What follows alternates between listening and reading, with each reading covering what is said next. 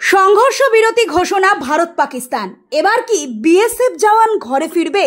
দুশ্চিন্তা কাটছে না পরিবারের। 22 এপ্রিল কাশ্মীরের পেহেলগাঁওয়ে পর্যটকদের ওপর গুলি চালিয়ে নির্মমভাবে হত্যা করার জবাব অপারেশন সিঁদুর করেছে ভারত।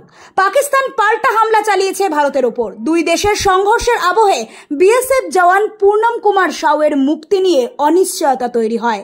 গত 23 এপ্রিল পাঞ্জাবের ফিরোজপুর বর্ডারে পাক রেঞ্জার্সের হাতে আটক করা হয় রিশরার বাসিন্দা 24 নম্বর ব্যাটালিয়নের বিএসএফ জওয়ান পূর্ণম কুমার সাউ। তার মুক্তির জন্য একাধিকবার ফ্ল্যাগ মিটিং হয়, কিন্তু পাকিস্তানের পক্ষ থেকে পূর্ণমের মুক্তির ব্যাপারে কোনো উত্তর মেলেনি। এক পাক রেঞ্জার্সকে বন্দী করে বিএসএফ রাজস্থানে আসার আলো দেখতে শুরু করে পূর্ণমের পরিবার, কিন্তু ভারতের পাক সংঘর্ষ শুরু হতেই সেই আশা করতে থাকে। তবে গতকাল দুদেশেই অস্ত্রবিরতির কথা ঘোষণা করায় আবার নতুন করে আশার আলো দেখা যায়। পূর্ণমের স্ত্রী রজনী সাউ বলেন, প্রায় 20 দিন হয়ে গেল পাকিস্তানে বন্দী রয়েছে পূর্ণম, তাই দুশ্চিন্তাতে তো আছেই। তবে সংঘর্ষ বিরতির ঘোষণায় কিছুটা স্বস্তি মিলেছে। যতক্ষণ না বাড়ি ফিরছে ততক্ষণ উদ্বেগ কণ্ঠ কাটছে না। দেখুন, এখন তো দুটো দেশেই আমাদের যুদ্ধ চলছিল, পাকিস্তান ইন্ডিয়া নিয়ে। তো কালকে নিউজ দেখলাম কি ওইটা মানে করা হয়েছে, বন্ধ হয়েছে এখন। তো দেখুন এখন কি হবে আমরা জানি না, কিন্তু কালকে নিউজে আমি রাতেও দেখলাম কি অ্যাটাক হয়েছে একটা, পাকিস্তান তো অ্যাটাক করেছে। তো এখনো যুদ্ধটা পুরোই থেমে গেছে সেটা তো আমরা শিওর বলতে পারছি না, কখন ওরা কি অ্যাটাক করবে বলার মুশকিল।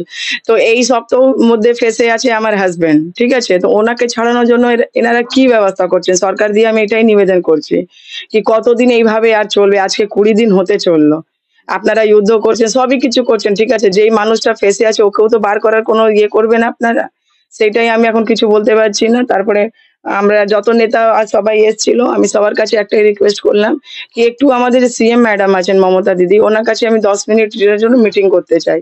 আজকে 1 সপ্তাহ হয়ে গেল, ওনারা বলছেন ঠিক আছে জানাবো, আজকাল করছেন। দেখি যদি আমি 10 মিনিট টাইম পাই তাহলে ওনাকে রিকোয়েস্ট করবো কি প্লিজ, উনি তো আমাদের স্টেটের সিএম, যদি আমাদের প্রধানমন্ত্রী বা নরেন্দ্র মোদী স্যারকে কিছু বলেন তাহলে ব্যবস্থা করা যায়।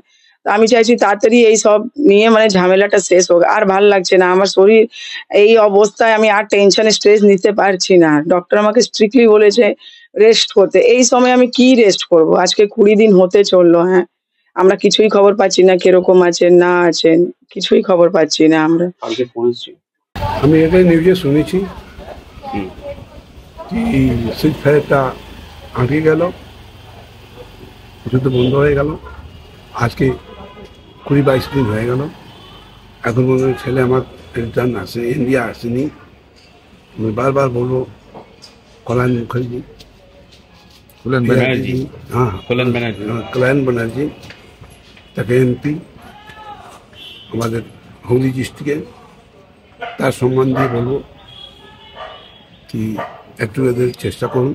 তারপরে দিদিকে একটু জানান যে দিদির সঙ্গে একটু আমাদের বসে একটা মিটিং করতাম, 10 মিনিটের জন্য আমাদেরকে টাইম দিয়ে